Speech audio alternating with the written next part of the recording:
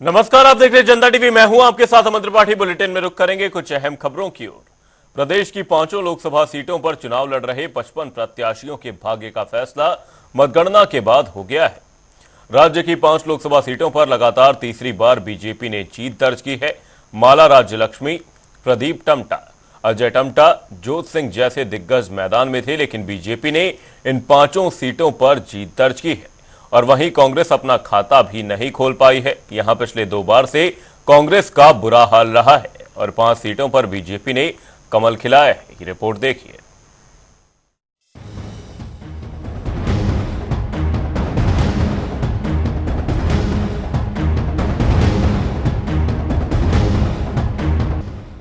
उत्तराखंड में बीजेपी की प्रचंड जीत, 5 सीटों पर बीजेपी का कब्जा बरकरार। उत्तराखंड में भी बीजेपी का क्लीन स्वीप। बीजेपी ने तीसरी बार लहराया परचम।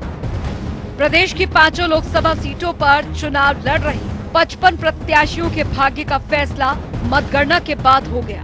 5 सीटों पर बीजेपी ने दोबारा जीत का परचम लहरा दिया है। इस खुशी में कार्यकर्ताओं ने एक दूसरे को मिठाई खिलाकर खुशी जाहिर की। साथ ही बीजेपी कार्यकर्ता झूमते नजर आए और पटाखे भी चलाए। हरिद्वार, टिहरी, पौड़ी, गढ़वाल, अल्मोड़ा और नैनीताल, इन सभी सीटों पर कमल खिल चुका है। बीजेपी ने पिछले लोकसभा चुनावों में भी सभी सीटों पर जीत दर्ज की थी और एक बार फिर बीजेपी ने इतिहास को दोहराया है। वहीं सीएम धामी ने प्रचंड जीत के लिए जनता का आभार जताया है। आज बहुत ही ऐतिहासिक दिन है जब हम पूरे देश के अंदर भारतीय जनता पार्टी और एनडीए गठबंधन को देश की जनता ने बहुमत देकर फिर से सरकार में आने का अवसर प्रदान किया है। इस अवसर पर हमारे पार्टी के अध्यक्ष जिनके नेतृत्व में हमने भारतीय जनता पार्टी ने पूरे प्रदेश के अंदर ये चुनाव का प्रचार अभियान हमारा गांव-गांव तक पहुंचा। अनेक सभाओं के माध्यम से मुझे भी आपके नेतृत्व में पार्टी ने पूरे प्रदेश के अंदर जो भी जिम्मेदारी दी, आप सबके सहयोग से जन जन तक पहुंचाने का काम हमारे सभी कार्यकर्ता बंधुओं ने, हमारे आदरणीय अध्यक्ष, हमारे राज्यसभा के सांसद आदरणीय अजय भट्ट जी, महेंद्र भट्ट जी के नेतृत्व में आज हमको ये सफलता मिली है। इस अवसर पर मैं अपनी ओर से सभी कार्यकर्ताओं की ओर से भी हमारे आदरणीय महेंद्र भट्ट जी का बहुत अभिनंदन करना चाहता हूं कि बहुत ऐतिहासिक जीत हमको यहां मिली है। मंच पर आसीन भारतीय जनता पार्टी के पूरे संगठन को, जिन्होंने लगातार गति देने का काम किया और बहुत सामने न आकर लगातार योजनाओं को अंजाम देने का काम किया, हमारे संगठन मंत्री आदरणीय अजय जी, भारतीय जनता पार्टी के राष्ट्रीय कोषाध्यक्ष, राज्यसभा के सांसद, बहुत वरिष्ठ नेता और पूरे चुनाव प्रबंधन में जिन्होंने हर एक कार्यकर्ता की चिंता करी। देखिए, लक्ष्य हमेशा बड़ा रखा जाता है। 400 पार का लक्ष्य था और लक्ष्य की ओर बढ़ते बढ़ते हम लोगों ने उस मुकाम तक हम लोग पहुंचे हैं। आज मोदी जी पुनः तीसरी बार देश के प्रधानमंत्री बनने जा रहे हैं और उत्तराखंड की जो बहुत बड़ी भूमिका है, उत्तराखंड के में हमने हैट्रिक बनाई है। 5 कमल हमने जिताकर भेजे हैं और मैं विश्वासपूर्वक कह सकता हूँ आगामी दिनों के अंदर, कल भी मोदी जी ने दिल्ली में अपने अभिभाषण में इस बात का उल्लेख किया कि जिन राज्यों से उनको 100% मतदान मिला है, ऐसे राज्यों के प्रति उनकी विशेष दृष्टि रहेगी और मोदी जी के तो हृदय में उत्तराखंड वास करता ही है। हम विकास को और गति मिले, इसके लिए हमारे सभी सांसद, हमारे माननीय मुख्यमंत्री लगातार प्रयासरत रहेंगे।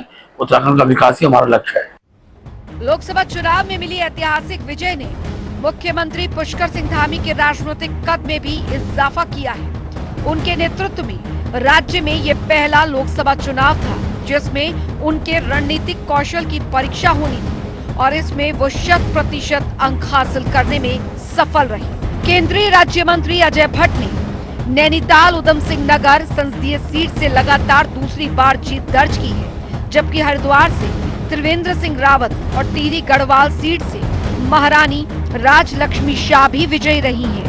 गढ़वाल संसदीय सीट से बीजेपी के अनिल बलूनी और अल्मोड़ा से अजय टमटा ने भी अपनी निकटतम प्रतिद्वंदियों पर मतों के भारी अंतर से जीत दर्ज की। जहां तक कांग्रेस का सवाल है, पार्टी के हाथ फिर खाली रह गए। कांग्रेस के बड़े नेता स्वयं लोकसभा चुनाव लड़ने से झिझक रहे थे। इसका परिणाम ये हुआ कि प्रदेश में लगातार तीसरे चुनाव में पार्टी का सूपड़ा साफ होने जा रहा है। आइए ग्राफिक्स के जरिए जानते हैं पांचों लोकसभा के नतीजे। हरिद्वार बीजेपी उम्मीदवार त्रिवेंद्र सिंह रावत की जीत हुई, जो 6,53,808 वोटों से जीते। वहीं कांग्रेस उम्मीदवार वीरेंद्र रावत की हार हुई, जिन्हें 4,89,752 वोट मिले। गढ़वाल बीजेपी उम्मीदवार अनिल बलूनी की जीत हुई, जिन्हें 4,32,159 वोटों से जीते। वहीं कांग्रेस प्रत्याशी गणेश गोदियाल की हार हुई, जिन्हें 2,68,656 वोट मिले। टिहरी बीजेपी प्रत्याशी महारानी माला राजलक्ष्मी शाह की जीत हुई, जिन्हें 4,62,603 वोट मिले। वहीं कांग्रेस प्रत्याशी जोत सिंह गुनसोला की हार हुई, जिन्हें 1,90,110 वोट मिले। नैनीताल उधम सिंह नगर सीट, जहां बीजेपी के प्रत्याशी अजय भट्ट की जीत हुई, जिन्हें 7,72,671 वोट मिले।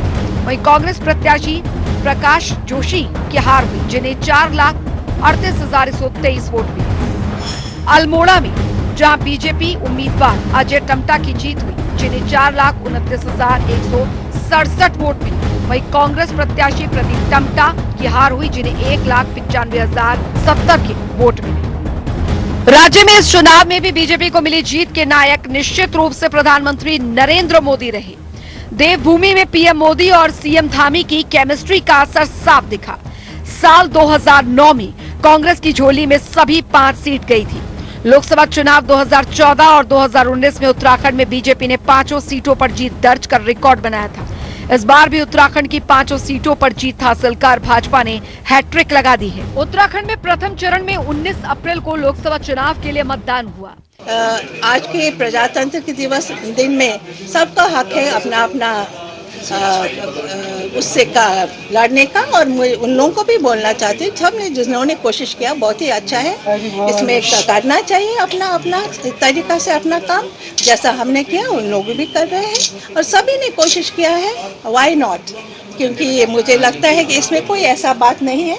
और मैं मेरे लोगों को, पूरा मेरे उत्तराखंड के लोगों को लास्ट में जब रिजल्ट आएंगे तब भी, उससे पहला भी, जितना उन लोगों ने हम लोग को नहीं, मेरे सरकार को, आदरणीय मोदी जी को, हमारे जो सीएम साहब को हो, और हम सभी लोगों को जो सपोर्ट किया है, सबको मैं बहुत बहुत धन्यवाद देना चाहता हूँ। और आप लोगों को आ रही हूँ मैं हरिद्वार की जनता का, यहाँ के तमाम मतदाताओं का और पार्टी के कार्यकर्ताओं का, जिन्होंने दिन रात मेहनत करके और ये सफलता अर्जित कर पार्टी की झोली में डाली है।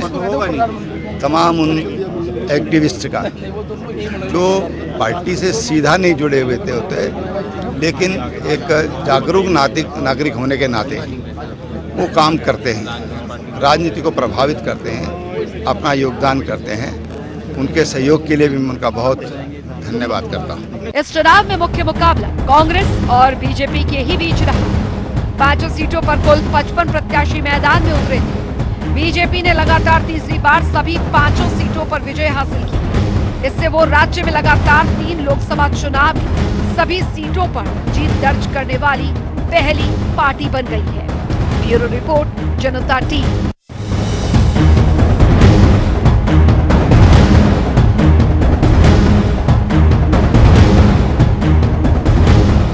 लोकसभा चुनाव 2024 संपन्न हो चुका है। इस चुनाव में एनडीए गठबंधन को सबसे ज्यादा सीटें हासिल हुई हैं। वहीं उत्तराखंड की 5 सीटों पर भारतीय जनता पार्टी की लगी हैट्रिक के बाद बीजेपी प्रदेश अध्यक्ष महेंद्र भट्ट का कहना है कि जिस तरह से हमारी पार्टी बड़े लक्ष्य के साथ इस चुनाव में जनता के बीच गई थी। उसी के मुताबिक हमें सभी दलों से ज्यादा सीटें भी हासिल हुई हैं, जिसके आधार पर एक बार फिर से प्रधानमंत्री नरेंद्र मोदी की सरकार देश में बनने जा रही है। देखिए, लक्ष्य हमेशा बड़ा रखा जाता है। 400 पार का लक्ष्य था और लक्ष्य की ओर बढ़ते बढ़ते हम लोगों ने उस मुकाम तक लोग पहुंचे हैं। आज मोदी जी पुनः तीसरी बार देश के प्रधानमंत्री बनने जा रहे हैं और उत्तराखंड की जो बहुत बड़ी भूमिका है, उत्तराखंड के में हमने हैट्रिक बनाई है। 5 कमल हमने जिताकर भेजे हैं और मैं विश्वासपूर्वक कह सकता हूं आगामी दिनों के अंदर, कल भी मोदी जी ने दिल्ली में अपने अभिभाषण में इस बात का उल्लेख किया कि जिन राज्यों से उनको 100% मतदान मिला है, ऐसे राज्यों के प्रति विशेष दृष्टि रहेगी। और मोदी जी के तो हृदय में उत्तराखंड वास करता ही है। हम विकास को और गति मिले, इसके लिए हमारे सभी सांसद, हमारे माननीय मुख्यमंत्री लगातार प्रयासरत रहेंगे। उत्तराखंड का विकास ही हमारा लक्ष्य है। वहीं प्रदेश की 5 सीटों पर जीत पर कैबिनेट मंत्री गणेश जोशी ने भी खुशी जाहिर की। उन्होंने कहा कि प्रदेश की जनता के सहयोग से हम 5 सीटों पर कमल खिला पाए हैं। पीएम मोदी को उत्तराखंड से बेहद लगाव है। जितना विश्वास उत्तराखंड की जनता पीएम मोदी पर करती है, उससे ज्यादा विश्वास मोदी जी उत्तराखंड की जनता पर करते हैं। उत्तराखंड से मोदी जी का विशेष लगाव है। बाबा केदार की धरती से मोदी जी ने कहा था कि आने वाला दशक उत्तराखंड का होगा। जितना विश्वास यहाँ की जनता मोदी जी पर करते हैं, उससे ज्यादा विश्वास मोदी जी यहाँ की जनता पर करते हैं। और ये उन्होंने सिद्ध कर दिया। 5 की 5 सीटें जीतकर मोदी जी की झोली में डाल दी। प्रदेश की 5 सीटों पर जीत के बाद प्रदेश सरकार में कैबिनेट मंत्री रेखा आर्या ने खुशी जाहिर की है। उन्होंने इस जीत के लिए मुख्यमंत्री पुष्कर सिंह धामी और प्रधानमंत्री मोदी का आभार जताया। उन्होंने कहा कि यह मोदी जी के विकास और विश्वास की जीत है।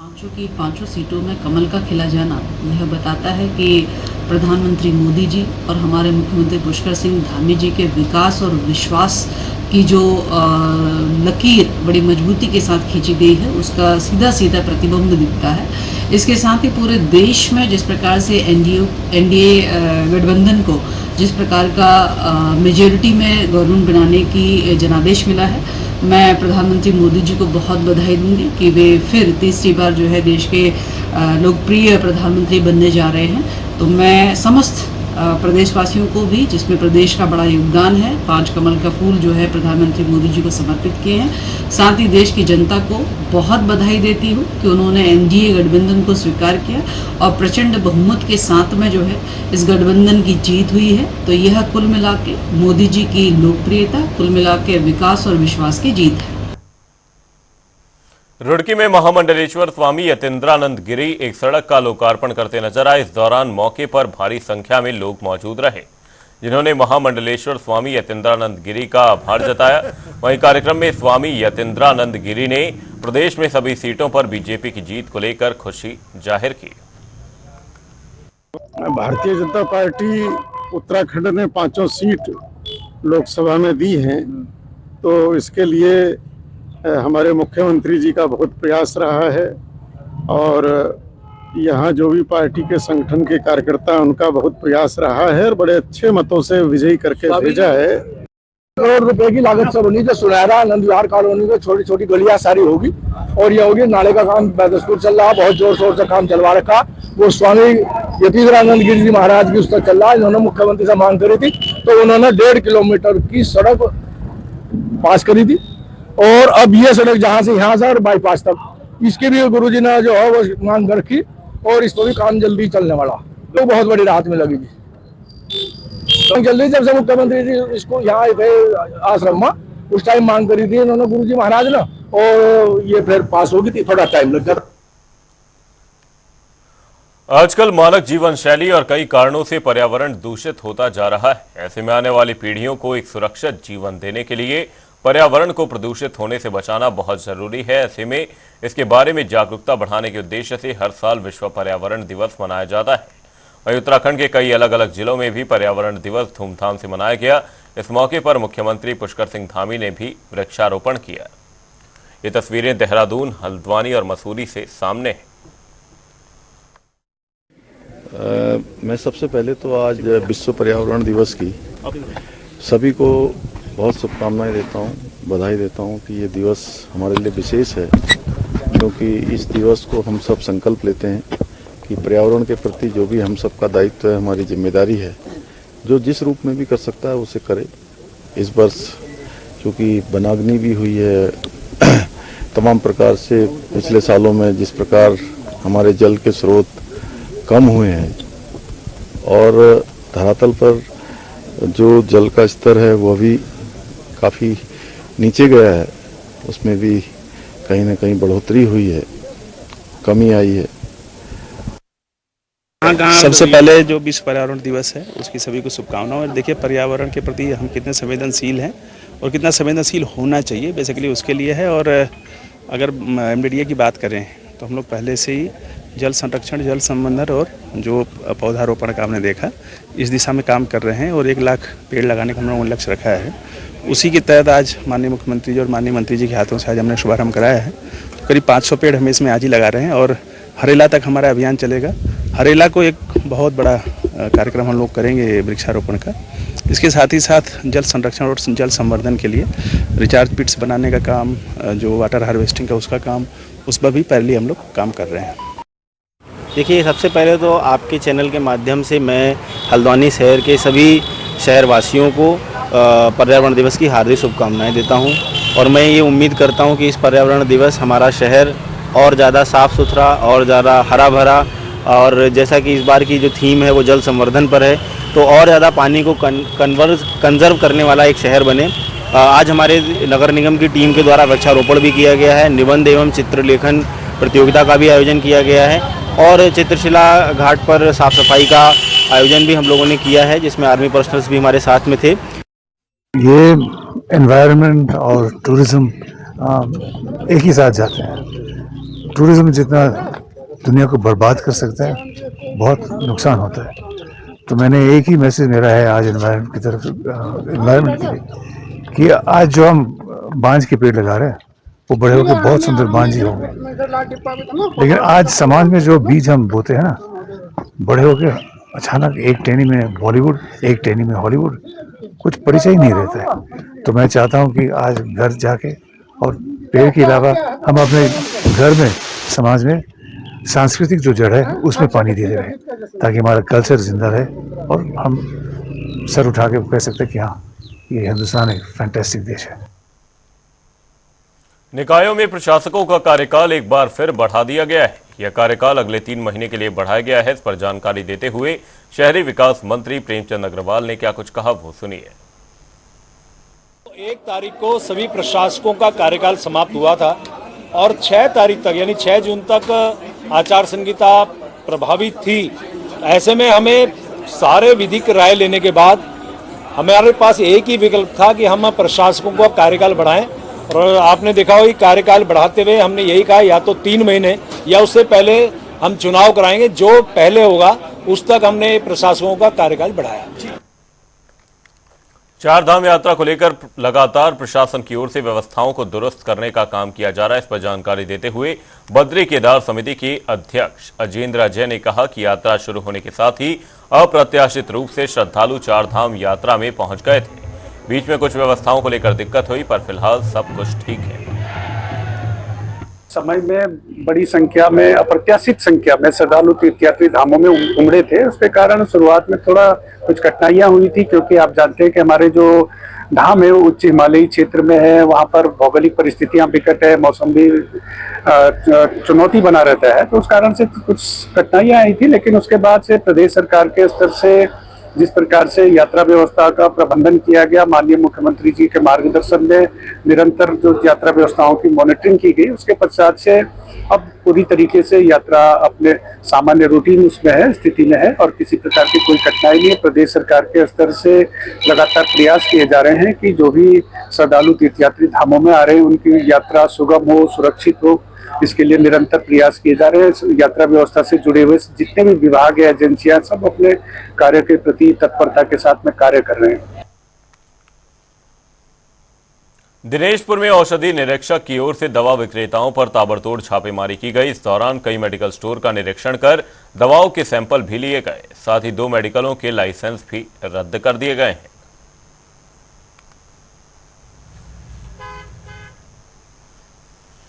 उत्तराखंड के ऊंचे पहाड़ों से एक बुरी खबर सामने आई है। उत्तरकाशी जिले में 14,000 फुट की ऊंचाई पर ट्रैकिंग करने गया ट्रैकर्स का एक ग्रुप खराब मौसम के कारण वहां फंस गया है। 3 जून को सहस्त्राल के लिए निकले 20 ट्रैकर्स के इस ग्रुप की 4 महिला ट्रैकर्स की हाइपोथर्मिया के कारण मौत हो जाने की खबर है। 7 ट्रैकर्स और 3 लोकल गाइड किसी तरह खराब मौसम के बावजूद वापस बेस कैंप पहुंचे हैं, लेकिन उनकी हालत भी बेहद खराब है और उनका इलाज किया जा रहा है। अब भी ऊपर 9 ट्रैकर्स फंसे हुए हैं, जिन्हें रेस्क्यू करने की कोशिश शुरू कर दी गई है। रेस्क्यू करने के लिए देहरादून से स्टेट डिजास्टर रिस्पांस फोर्स की टीम हेलीकॉप्टर से रवाना कर दी गई है। एरियल रेस्क्यू जो हम लोगों ने किया है उसके तहत 13 लोग को हमने इवैक्यूएट कर लिया है और वो अलग अलग स्थानों पर है, उनका स्वास्थ्य परीक्षण चल रहा है और सुरक्षित है। और उसी के साथ साथ 4 डेड बॉडी रिकवर हुई है और जिसको हम लोग बेस कैंप से लेकर उत्तरकाशी जो हमारा नेटाल में जो हेलीपैड है वहाँ लाए गए और बाकी के लिए हमारा वो सर्च एंड रेस्क्यू अभियान जारी है और चल रहा है। टीम में कौन कौन से शामिल है सर? टीम में हमारे एयरफोर्स की हमारी पूरी टीम है, उनके हेलीकॉप्टर के साथ काम कर रहे हैं। ITBP है, SDRF है और वन विभाग है, आगे वाले भी हैं, निम वाले भी हैं। लगभग जितनी भी टीमें संभव हो सकती है क्योंकि काफ़ी जटिल ये मिशन था। बुलेटिन में रुक करेंगे एक बड़ी खबर की ओर। बड़ी खबर, बड़ी जानकारी सामने। नैनीताल से इस वक्त की बड़ी खबर आपको बता दें, नैनीताल में भीषण सड़क हादसा देखा गया है। खाई में सवारी टैक्सी गिर गई है। वहीं हादसे में 5 लोगों की मौत की खबर सामने आ रही है। वहीं 10 से अधिक लोगों के सवार होने की सूचना है। 10 से अधिक लोग इस टैक्सी में सवार थे। वहीं घटनास्थल के लिए राहत बचाव दल रवाना हो गया है। खंसू से पटलट की ओर यह गाड़ी जा रही थी। ये बड़ी खबर, बड़ी जानकारी नैनीताल से आपको बता रहे। नैनीताल में भीषण सड़क हादसा देखा गया है, जहां पर खाई में टैक्सी गिर गई है। ये बड़ी खबर, बड़ी जानकारी। वहीं हादसे में 5 लोगों के मौत की खबर फिलहाल सामने आ रही है। वहीं जानकारी जो सामने है उसके अनुसार 10 से अधिक लोग इस टैक्सी में सवार थे। घटनास्थल के लिए राहत दल को रवाना कर दिया गया है। बुलेटिन में फिलहाल के लिए सिर्फ इतना ही। कहीं जाएगा नहीं। जनता टीवी पर खबरों का सिलसिला रहेगा जारी। तब तक के लिए नमस्कार।